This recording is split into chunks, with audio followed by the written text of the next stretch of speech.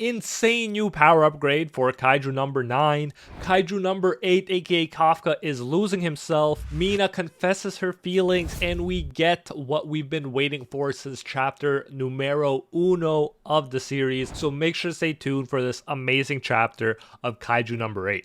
Unleash 100% of your combat power right now and smash that like button if you enjoy seeing Kaiju number 8 videos like this one and want to keep them coming. Make this the video you join the Anti-Kaiju Defense Force by subscribing and hitting that notification bell so you don't miss future Kaiju number 8 reviews and updates. And now, without further ado, let's jump into this insane chapter, spoilers and all. So the last chapter ended with the twist that it's not like Kafka is just fighting Kaiju number 9. Rather, he now feels the presence of number 2, and it's strong. So pretty much, it's now like he's fighting two insanely strong kaiju at the same time, but with the adaptability of number 9. It really looked like an impossible task for our current Kafka. But don't worry, it won't seem that way by the end of this chapter. This chapter starts right there where we left off with Kaiju number 9 telling Kafka, "It's my turn to show you how much I've grown." Number 9, but through his number 2 part, launches an attack so that Kafka loses an arm and comments that his attack power at close range is unreal. He says it's like taking a hit from Director General Shinomiya, which makes sense as that is the insanely strong person 9 absorbed. But then, the number 9 part launches an attack too, and Kafka loses a kaiju leg as well. Quite the 1-2 combo. Obviously, as a kaiju, Kafka can regrow limbs, but it takes stamina and there's a limit to how much he can keep that up. Thus, it's not looking good at all. He comments on how number 9 is a different beast from before, thinking he's in trouble whether he's gaining or losing distance. And yeah, I gotta agree, the change from the last time that Kafka almost killed him to now is insane. The growth rate of this dude is insane. But think about it, now what is the only option Kafka has to turn this around?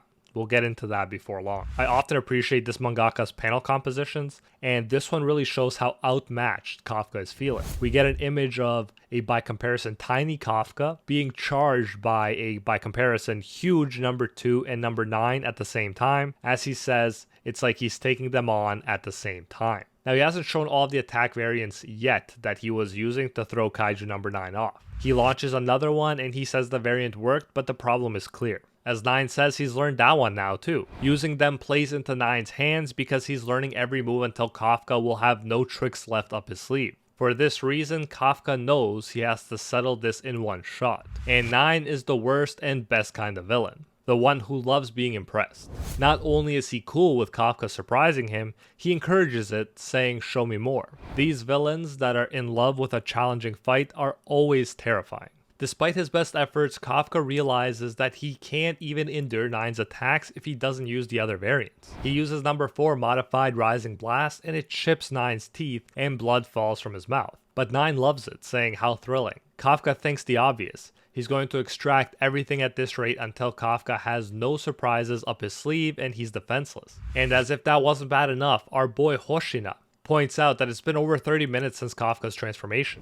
The longer he's transformed, the more his body's kaijufication progresses. In other words, with each passing moment, Kafka is getting closer to losing his human form forever. It would be a kind of death of human Kafka even while Kaiju number 8 may still be around. But how much the mind could be affected is unclear at this point, but I'm sure that's a risk too. We may be at risk of losing the mind eventually as well as the body. Kafka is losing but determined. He says, "The others made sure I got here. I can't afford to lose no matter what." But again, and this has come up before, he's currently fighting Kaiju 9 and 2 for that matter at the same time. And he's fighting them alone.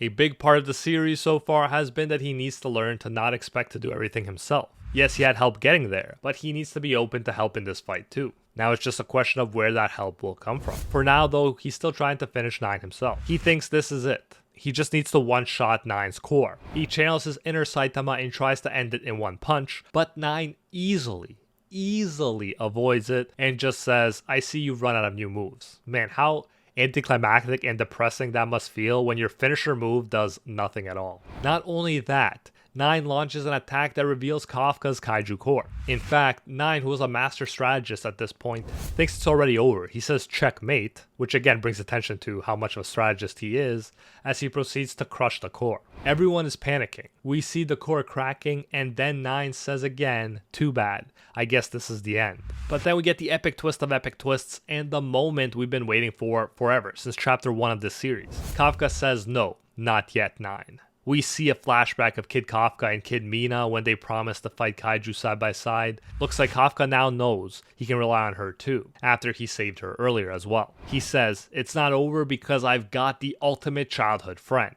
Is that incredibly corny coming from a 32-year-old? Perhaps, but it's also perfect. And that's when we see it, a giant blast that takes off Nine's arm and frees Kafka from it. Nine is surprised. Clearly he didn't expect someone else to be able to help effectively, but as humans, when you trust in your comrades, good things happen, it seems, especially in anime.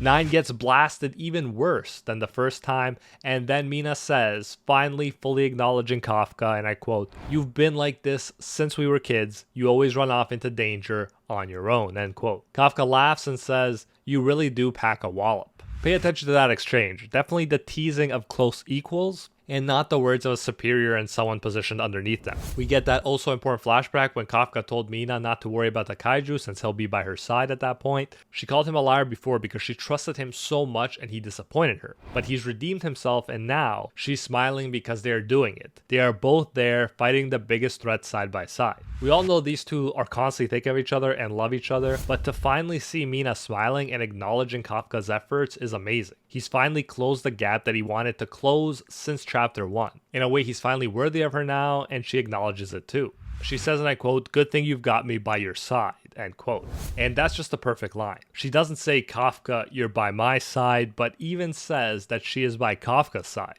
If that isn't the biggest step she's made in the series towards confessing her true feelings, I don't know what is. She never wanted to lead Kafka. She wanted to be by his side too, and we finally have that. We still gotta get through this insane fight, and I don't know how long it will last, but so cool that Kafka has now officially achieved his goal from chapter 1, his goal to fight alongside Mina as an equal, and so good to see Mina acknowledge that too. Next chapter, they are fighting side by side against the biggest threat that is number 9, and I can't wait to see what happens. One thing's for sure though, after all this buildup, you know they'll make an epic team and fare much better together than Kafka did alone. And depending on what happens and if Kafka has to sacrifice his life or not at some point, this may be the closest thing to a confession of love that we get from Mina. But still, I think it says it all. But to be fair, I am definitely hoping that we get everything, like the marriage and the kids too. We'll have to wait and see, but obviously they have to deal with Kafka and his kaijufication somehow. Let me know your thoughts on where the series is heading from here and what you expect to happen next. Hopefully the distraction of Mina will let Kafka land more shots, and if he switches up between the variants and original forms randomly, I wonder if he can land some more punches on 9 too. We'll have to wait and see. Perhaps he'll get a new hype power-up even. But that is it for this one. Unleash 100% of your combat power and smash that like button if you enjoyed this video and want to keep the Kaiju number 8 videos coming on this channel. Make this the video you join the Anti-Kaiju Defense Force if you haven't already by subscribing and hitting that notification bell so you don't miss future Kaiju number 8 reviews and updates. And I'll see you in the next one.